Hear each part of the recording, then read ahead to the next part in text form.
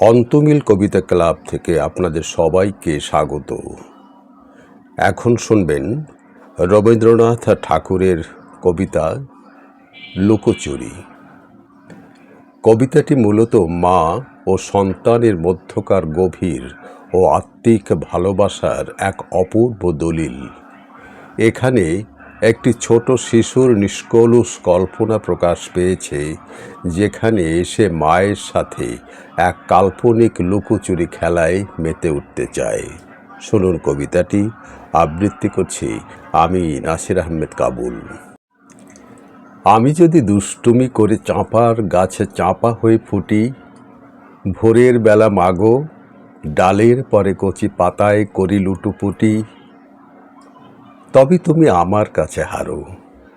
তখন কি মা চিনতে আমায় পারো? তুমি ডাকো খোকা কোথায় ওরে, আমি শুধু হাসি চুপটি করে। যখন তুমি থাকবে যে কাজ নিয়ে, সবই আমি দেখব নয়ন মেলে। স্নানটি করে চাঁপার তলা দিয়ে আসবে তুমি পিঠেতে চুল ফেলে।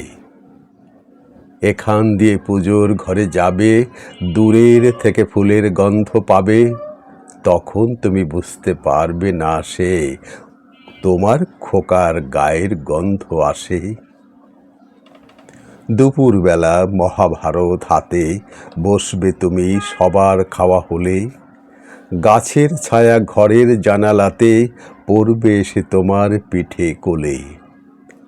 আমি আমার ছোট্ট ছায়াখানি দোলাবো তোর বইয়ের পরে আনি।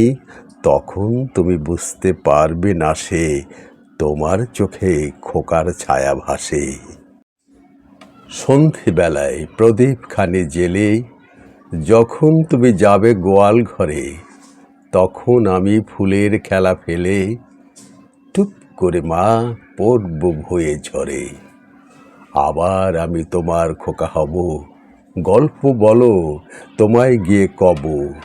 তুমি বলবে দুষ্ট ছিলি কোথা, আমি বলবো না সে কথা।